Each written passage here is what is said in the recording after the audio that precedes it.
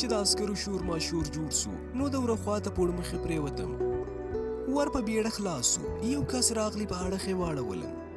د غاړې په رګونو یې راته لاس کښېښودی. خو ما چې له خولې مې وینې هم بهېدلې وې ځان داسې کړی و لکه مړی. هغه په منډه ووتی. د روغتون تذکره یې راوړه او زه یې روغتون ته روان کړم. روغتون ته پر لاره مې د قرارګاه یوه خوا شپناشه کړه. لوړ دیوال په سر یې ازغن سیم او په کنجونو کې د پیردار خونې ښکارېدې. په چپرکټ کې یې واچولم او ډاکټران را باندې راټول سول. لکه طولو وروسته یې یوه پیچکاري را چوخ کړه. لږه شېبه پس مې سترګې پټې سوې. کله چې راپاڅېدم شاوخوا خونه راته اشنا ښکارېده. دا هغه خونه وه چې د لومړي ځل لپاره ورته په همدې حال راغلی وم. دا خونې له کنټینرونو جوړې سوي وې. په سپینو بندازونو مې ټول وجود تړل سوی و.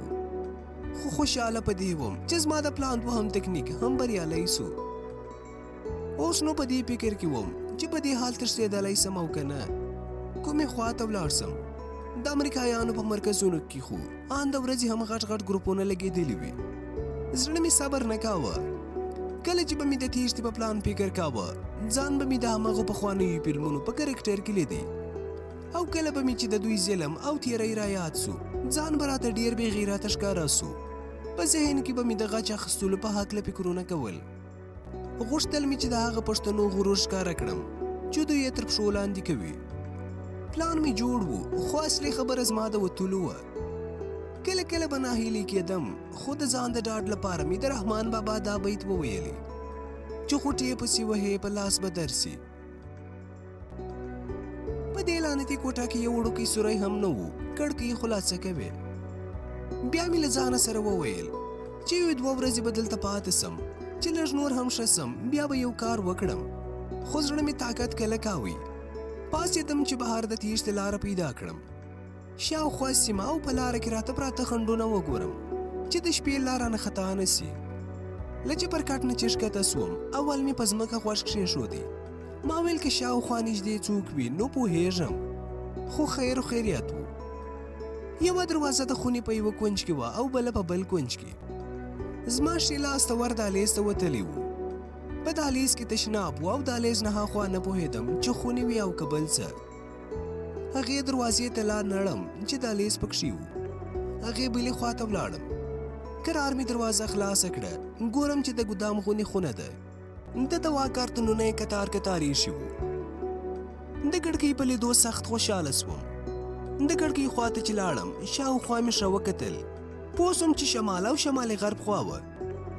د هډې په شمالي غرب کونج کې یو دوه منزله تعمیر و. داسې لکه د عسکرو کاغوش چې وي.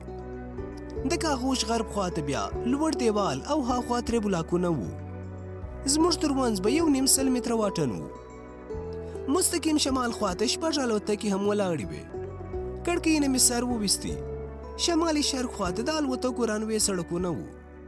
هاخوا ترې بیا نورې تیارې ولاړې وې. د هډې یعنې بګرام شاوخوا لکه لویه کلا دیوالونه چې شاوخوا 4 متره لوړ پورته سوي وو او ازغن سیمان لکه ماران پرې راتاو. داسې راته ښکارېدل چې د دې مرکز په هر کونج کې د اوسپنې لوړې خونې وې. ځکه چې په 2 کونجونو کې خو ما ولیدل چې له دیوال نه به 1 متر لوړې وې. کاغوش شاوخوا کړکۍ درلودې. د دیوال له بیخ نه ورته د اوسپنې پوړۍ ورختلې وې. خو نه پوهېدم چې دې غرفه کې یو پیردار کېناسته او که ډېر. په همدې غرفو کې غټ غټ ګروپونه هم لګېدلي وو چې شاوخوا سیمه یې ښه رڼا کړې وه. غوښتل مې چې بیرته ولاړ سم او هغه د جنوب خوا وګورم چې په دې وخت کې مې د پښو ښکالو واورېدې. ډېر وډار سوم. په منډه خپل ځای ته لاړم. ښه وپښې مې لوڅې وې. د پښو ښکالو مې نه پورته کېده. همدا چې په ځای کې پرېوتم هماغه ښایسته او مهربانه ډاکټره خونې ته راننوته چې په ورځ کې به څو ځله زما پوښتنې او کتنې ته راتله. ډاکټره راننوته. زما په لیدو خوشحاله سوه. خو ما داسې زګیروي شروع کړي وو چې بیرته لږ غوندې خفه سوه. څه کړت پړت یې وکړه. 2 رقمه ګولۍ یې راکړې او لاړه. لږه شېبه وروسته زه هم له چپرکټ نه راکوز سوم. یو وار مې بیا په ځمکه غوږ کښېښودی چې پوه سم نږدې خو څوک نسته. څه مې وانه اورېدل. کله مې چې ور خلاص کړ مخامخ یو وړوکی دیوال و چې یو وړوکی تشناب او کموټ هم پکښې و. دا ځای خو مې لیدلی و، ځکه تشناب ته به همدلته راتلم، خو له دهلیز نه چې کومه دروازه ښکارېده نه پوهېدم چې دلته څه شي و. خو اوس چې مې له سوربي نه ورته وکتل، هلته بله خونه وه چې څوک پکې نه ښکارېدل. ور مې خلاص کړي، د وره له شیانه یو څوک راښکاره سو، سم زړه یې رانه وبیستي. دا یو بل ډاکټر و. له هماغه تکنیک نه مې کار واخیست، لکه څنګه مې چې د هغې ډاکټرې سره ترې کار اخیستی و. د ډاکټر په لیدو مې بیا زګیروي شروع کړل. ما یو ناول لوستلی و. د هغې ناول مرکزي کرکټر یو اروايي ناروغ وي چې ډېر د توقع خلاف کارونه کوي. اوس مې خپل ځان د هماغه کرکټر په شکل کې لیده. ما ته ډېر عجبه ښکارېده چې زما اول ځل دی چې اکټ کوم، خو دومره بریالی یم. کیدای سي دا به د هماغه فلمونو او ناولونو سره د ډېرې علاقې له امله و چې دلته مې د خپل اکټ کولو د کمال نه کار اخیستی. ډاکټر چې زما په زګیرویو یې بڼه له تشویش نه ډکه سوه، وارخطا غوندې سو. زما لاس یې په خپله وژه واچاوه، بیرته یې خپل چپرکټ له بوتلم. پیچکاري یې راته وکړه، ورسره مې سترګې درنې سوې او همداسې ویده سوی وم. چې راپاڅېدم تیاره سوې وه. په ځای کېناستم او د تېښتې په پلان مې یو ځل بیا فکر پیل کړ. وایي انسان تر ګل نازک، خو په ستونزو کې تر کاڼي کلک وي. که په کور کې داسې ټوک ټوک او ټپي ټپي وای، له ځایه به هم نه وای ښورېدلی. زه چې په درد نه پوهېدم، ما سره د ازادۍ فکر و. د ازادۍ قدر رښتیا هم بندي ته معلومیږي.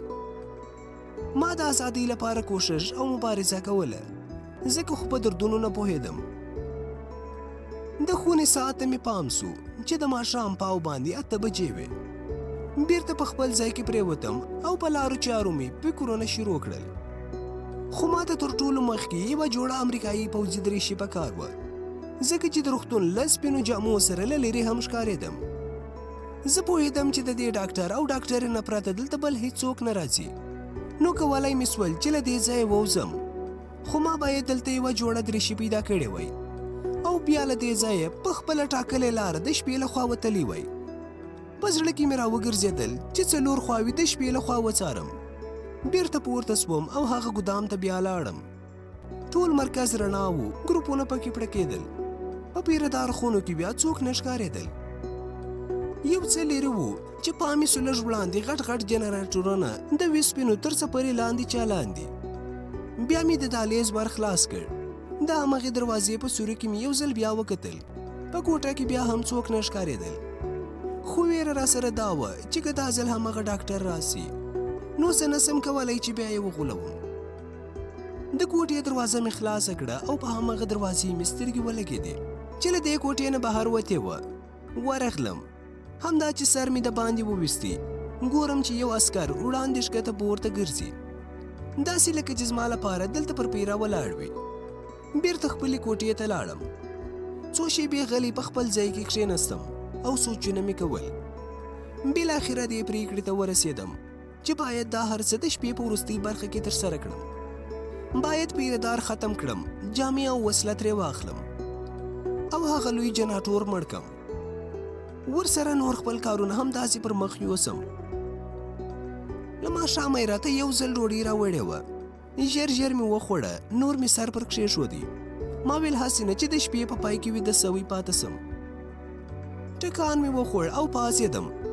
ژر مې ساعت ته وکتل، 10 باندې 2 بجې وې.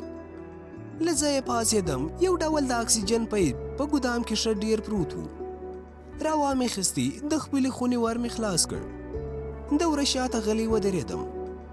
نور مې پښې ځمکې ته واړولې او 2-3 ډبه مې ورکړل. له دې سره د عسکر د پښو غږ پورته سو. ور خو له وړاندې نه خلاص و. همدا چې عسکر راننوتي، زما د چپرکټ خواته روان سو. په همدې وخت کې مې له شانه ورته په غاړه کې پیپ واچاوه. ورپسې مې په زنګنونو باندې په توشو کې ښه کلک کلک وواهه.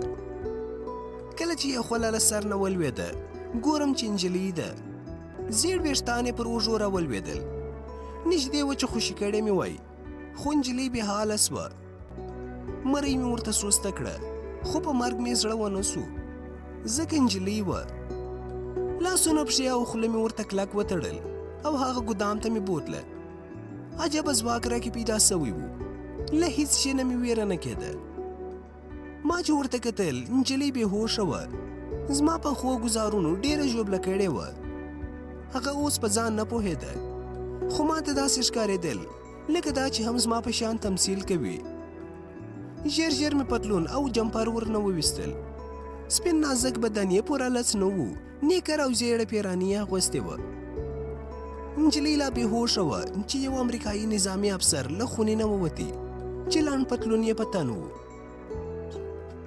اوس نو زه چا نه سوم پېژندلی. لومړی شمال خواته لاړم چیرې چې جرنیټر چالان و او د دیوالونو د سر ګروپونه یې روښانه کړي وو. د جرنیټر شاوخوا داسې رڼا وه چې له هر ځایه ښکارېدل. بیا مې په پروت باندې ځان تر جرناټوره پورې ورساوه، خو په ګلولو یې نه پوهېدم. ډېرې تڼۍ یې درلودې. ما هم د ټولو سوچونو په اړولو پیل وکړ. له دې سره تپه تیاره سوه. په همدې وخت کې بیرته جنوب خواته لاړم. ګورم چې شرق خواته 3 تعمیرونه څنګ په څنګ پراته دي او پیرداران یې هم شاوخوا ګرځي، خو زه غرب خواته د دیوال بیخ ته روان وم. ځان مې د جنوب پیردار خونې ته ورساوه. د زینې شاته غلی کښېناستم. تقریبا 5 دقیقې به ناست وم چې د لاسي برکونو رڼاګانې سوې، خو د خلکو غږ تر ما نه رارسېدی. پیردار خونې او زینې سره ارتباط درلودي، ځکه چې اوسپنې له یو بل سره ویلډینګ سوي وې. د زینو پر اوسپنه مې غوږ کښېښودی. پوه سوم چې پیردار کرار ناست دی. زه هم په کراره ورپورته سوم. په یو لاس کې مې هغه امریکایي لاسي برګ و چې ډېره تیزه رڼا لري، او په بل لاس کې مې پایپ و، برچه هم را سره وه. اخر امریکایي مجهز عسکر ښکارېدم. د پیردار خونې ورته ورسېدم. ما غوښتل چې لنډ دیوال ته واوړم چې ناڅاپه د پیردار د پښو ښکالو پورته سوه. ژر مې د پیردار خانې لاندې ځان وردننه کړ. پیردار په لاسي برګ باندې شاوخوا سیمه وکتله او بیرته کښېناستی. څو شېبې وروسته پاڅېدم او په شیشه کې مې دننه غرفې ته وکتل. پیردار پوځي په څوکۍ کې ناست دی او په وړوکي میز یې یو وړوکی ټیمي بوتل ایښی و. په غوږونو کې یې وړې غوږۍ ایښې وې او د سندرې غږ هم ترې بهر راوتی. خدای خبر چې د امریکا د کوم ښار په کوم کنسرت کې به ګرځېده. کله کله به یې غږ ورسره پورته کړ او وږې به یې پورته واچولې. ټوپک یې څنګ ته ایښی و. ما هم سستي ونه کړه. دا خدای وهلی چې لږ ټپیان سي، داسې چیغې وهي چې 3یم کلی هم خبره وي. او زه هم له همدې ویرېدم چې که زما د تیښتې پته ولګېده او دوی راباندې پوه سي، خامخا مې بیرته راګرځوي. خپله چالاکي مې وښوده. پایپ مې په لاس کې و، خو پایپ ډېر لوی و او دا ځای تنګ و. برچې مې راویسته. په کراره مې پایپ لږ وړوکی کړ. د پایپ یوه برخه مې کراره لاندې کښېښوده او ورنږدې سوم. د پیردار د خونې ور مې خلاص کړ. هیڅ راباندې خبر نه سو، ځکه چې په غوږو کې یې ګوشې وې. شاته یې ورنږدې سوم او په پوره چالاکۍ مې پایپ ورته په غاړه کې واچاوه. له څوکۍ نه مې لاندې ګزار کړ او د برچې په څټ باندې مې څو ګزاره په سر وواهه. پښې یې ورو ورو په ځمکه وغځېدې. هغه مې همداسې خپلې پیرې ته پرېښودې. ما ځغن سیم په برچې پرې کړ او ځان مې له دیوال نه ځوړند کړ. په ارامۍ سره وغورځېدم. لاندې ځمکه پسته خاوره وه. ځان مې هم ونه څنډي. نور مې شمال خواته په منډه شروع وکړه. قدرمنو اورېدونکو، دا برخه پر همدې ځای پای ته رسېږي. تر یوې بلې برخې د الله په امان.